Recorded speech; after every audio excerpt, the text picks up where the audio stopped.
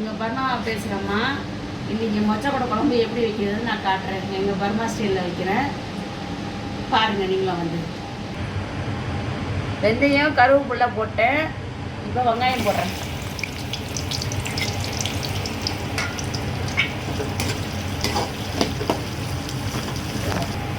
மஞ்சத்தூளுமா,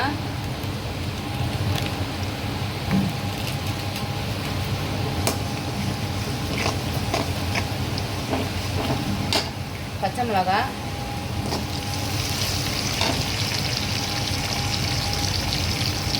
இது வந்து பூண்டு வெங்காயம் அரைச்சி வச்சுருக்கேன்.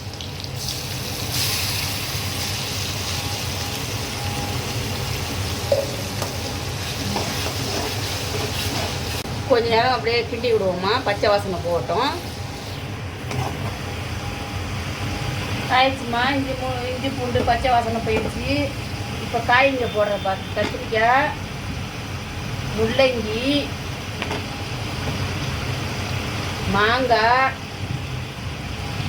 முருங்கைக்காய்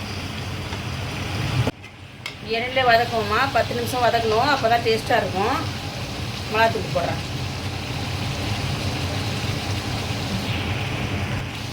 4 கரண்டி மிளகாத்தூள் போட்டிருக்கேன்.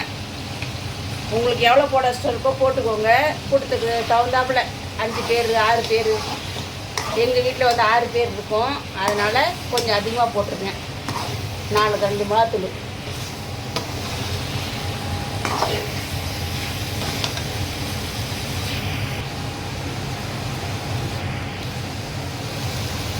வெறும் மிளகாத்தூள் கொஞ்சோன்னு, புளி தக்காளி,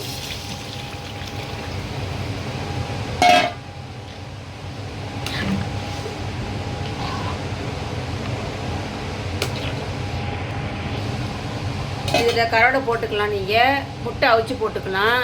தட்டைப்பயிறு அவிச்சு வச்சுருக்கேன், இனிமேல் தான் கொட்ட போகிறேன். கொட்டிடலாம். மொச்சக்கொட்டை அவிச்சு வச்சுருக்கேம்மா, இந்த பாருங்கள், இந்த போட்டேன். போட்டு உங்களுக்கு தேவையானது உப்பு போட்டுக்கோங்க. இது கொத்தமல்லிமா, கொத்தமல்லி எவ்வளோத்துக்கு போட்டிங்களோ அவ்வளோத்துக்கு டேஸ்ட்டாக இருக்கும். கொத்தமல்லி எங்கள் ஊர் குழம்புமா, இதுதான் மொச்சக்கொட்டை குழம்பு, பர்மா குழம்பு ஸ்டைல். இது வந்து 10 நிமிஷம் கொதிக்க விடுங்க. காயில் எண்ணெயிலே வந்துருச்சு. ஒரு 10 நிமிஷம் கொதிக்க விட்டிங்கன்னா உப்பு கரெக்டாக இருக்குது. 10 நிமிஷம் கொதிச்சோன்னா இறக்கிடுங்க போதும்.